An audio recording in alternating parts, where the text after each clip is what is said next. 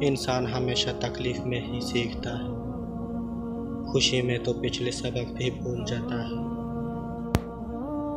کسی کو ذلیل کرنے سے پہلے خود ذلیل ہونے کے لیے تیار رہیں، کیونکہ اللہ کا ترازو صرف انصاف کو تولتا ہے۔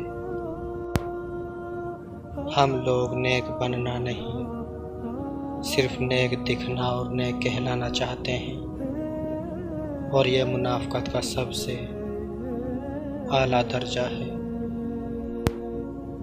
انسان سخت مزاج تب بنتا ہے جب اس کے نرم مزاج کا بہت سے لوگ ناجائز فائدہ اٹھا چکے ہوں۔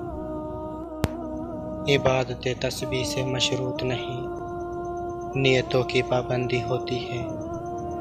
نیتوں میں کھوٹ ہو تو برسوں کی ریاضت بیکار جاتی ہے۔ خاموشی ایک ایسی عبادت ہے، فرشتہ اسے لکھ نہیں سکتا، شیطان اسے بگاڑ نہیں سکتا، اور اس رب کے سوا اسے کوئی جان نہیں سکتا۔ غرور اور غفلت کا نشہ شراب سے بھی زیادہ ہوتا ہے۔ جو اس نشے میں مبتلا ہو جاتا ہے وہ جلدی ہوش میں نہیں آتا۔ جو عبادات اخلاق اور کردار پر اثر انداز نہ ہو سکے وہ مشقت کے سوا کچھ بھی نہیں۔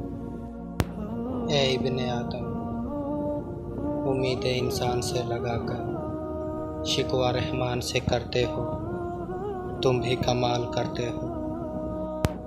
زندگی بہت مختصر ہے، اسے رب کی نافرمانیوں میں ضائع نہ کر۔ وہ معجزوں کا بادشاہ ہے، جب چاہے حالات بدل سکتا ہے۔ جو آزمائش لگ رہی ہے وہ اللہ کی حفاظت بھی تو ہو سکتی ہے۔